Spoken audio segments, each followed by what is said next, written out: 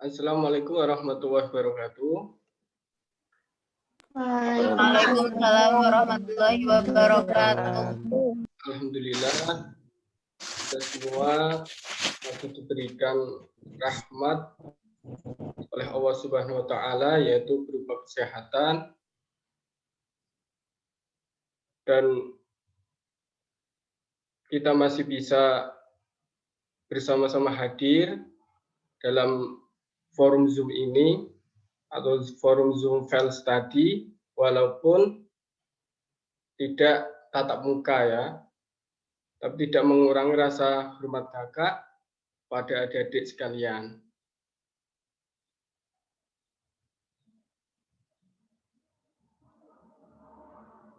Baik, perkuliahan tentang 7 program pendidikan. Kakak mulai ya.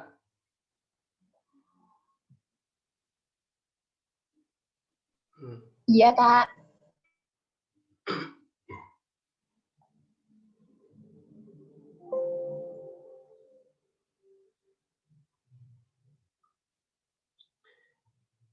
Implementasi 7 program pendidikan diprakarsai oleh Nadiem Anwar Makarim sebagai program prioritas pendidikan di tahun 2017.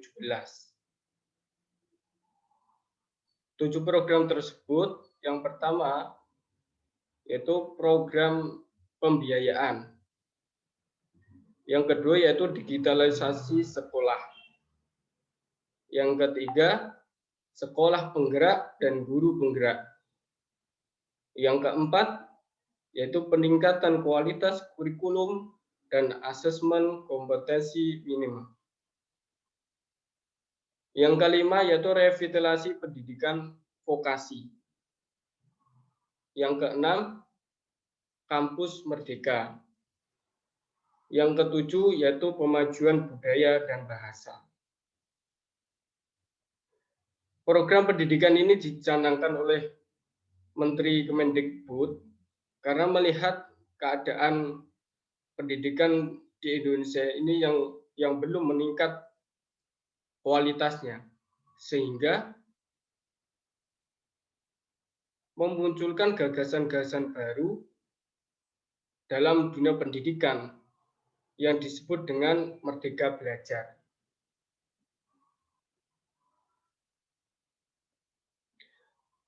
Adik-adik tahu nggak masalah Merdeka Belajar itu apa?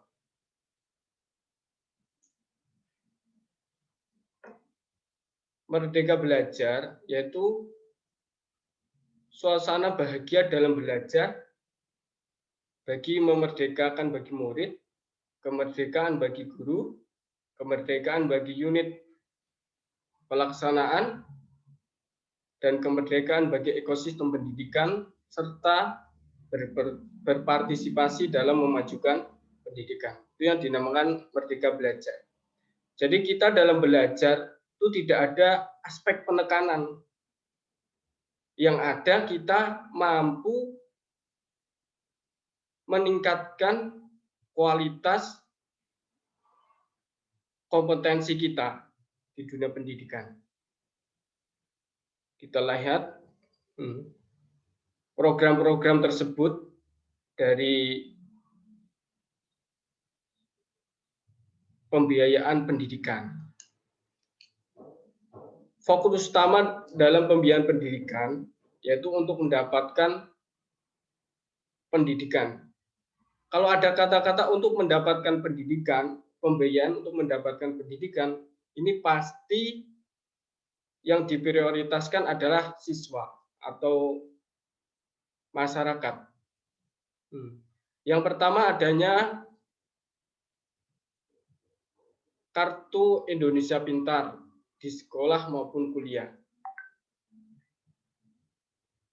Adik-adik bisa memanfaatkan Kartu Indonesia Pintar sebagai jembatan dalam melakukan pendidikan atau menempuh pendidikan yang lebih tinggi. Kalau zaman sekarang ini tidak ada kata yang tidak bisa untuk melanjutkan pendidikan yang lebih tinggi. Jika ada seseorang yang menyatakan susah menempuh pendidikan lebih tinggi itu bagi orang-orang yang malas. Sebenarnya pemerintah sudah memberikan akses untuk mendapatkan pendidikan yang layak. Yang kedua yaitu kesejahteraan guru. Selain untuk siswa juga untuk kesejahteraan guru, yaitu berupa tunjangan profesi guru. Pendidikan akan berjalan dengan lancar jika kesejahteraan guru pun juga dipenuhi. Karena juga guru juga manusia kan, membutuhkan makan, membutuhkan perlengkapan untuk hidup, dan perlengkapan untuk mengajar kalian. Keduanya dalam dunia pendidikan itu suatu urgent atau penting harus diutamakan, yaitu siswa dan kesejahteraan guru. Ada siswa, gurunya tidak ada juga tidak akan berjalan. Dan sebaliknya.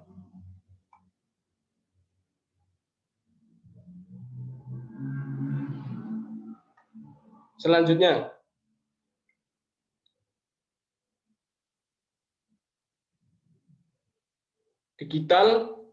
digitalisasi sekolah, yaitu akses atau konten pengajaran, pelatihan, workshop, dan akses pada data melalui digital. Nanti ke depannya pendidikannya akan berbasis digital. Akan ada digital, juga ada non-digital atau tatap muka. Untuk memanfaatkan teknologi yang ada. Nanti juga dari pemerintah akan memberikan akses pada data. Akses data itu maksudnya ada seperti ada itu mendapatkan kuota setiap bulan, itu juga ada prioritas nanti. Dalam digitalisasi sekolah ada 4 kriteria yang harus terpenuhi atau menjadi program pokok. Yang pertama yaitu penguatan platform pendidikan sebagai startup pendukung pendidikan. Platform pendidikan ini dilakukan oleh institusi, lembaga non pemerintah, tapi yang sudah terdaftar di pemerintah. Platform pendidikan ini seperti kalau sekarang itu seperti Ruang Guru, Zenius, itu juga masuk dalam platform pendidikan. Jadi pengembangan siswa dengan tidak melakukan pendidikan di sekolah saja, tetapi bisa mendapatkan pendidikan di luar sekolah melalui digital. Itu yang namanya Merdeka Belajar. Yang kedua, konten pembelajaran program TVRI. Konten pembelajaran program TVRI ini akan dibentuk oleh Tim Satuan Pendidikan Nasional.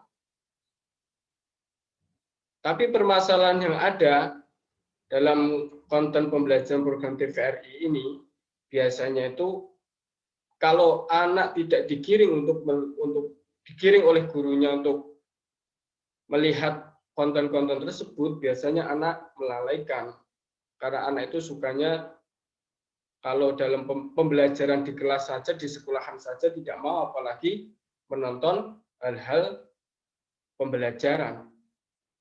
Maka dari itu, dari adik-adik sekalian yang platformnya nanti menjadi tenaga pendidik, juga harus mampu menggiring anaknya untuk aktif dalam pembelajaran digital atau pembelajaran di TV. Nanti strateginya apa? Itu merupakan kemerdekaan bagi guru-guru tersebut. Ingin menggunakan strategi apa, nanti terserah dari guru-gurunya. Yang ketiga, yaitu bahan belajar dan model media pendidikan digital. Bahan belajar dan model media pendidikan, maksudnya itu bahan belajar nanti siswa tidak harus meminta kepada gurunya, tetapi bisa diakses dengan digital secara langsung. Ketika adik-adik murid itu bisa melihat RPS, bisa melihat mata pelajaran yang ada, bisa melihat jadwal, itu nanti bisa diakses di internet. Yang keempat yaitu penyediaan sarana pendidikan. Nah, ini sarana pendidikan kenapa dilakukan di akhir daripada pemenuhan SDM, karena sarana pendidikan itu hanya sarana. Kalau sarana itu kan pendukung ya. Yang utama adalah pendidikan peningkatan SDM. Sarana juga harus dipenuhi dalam upaya peningkatan pendidikan. Banyak pendidikan kita banyak yang mempunyai sarana yang mapan, sarana yang bagus, yang hebat, tetapi SDM-nya kurang mumpuni. Itu program pokok yang dicanangkan oleh Kemendikbud, yaitu meningkatkan SDM-nya dulu, baru sarananya.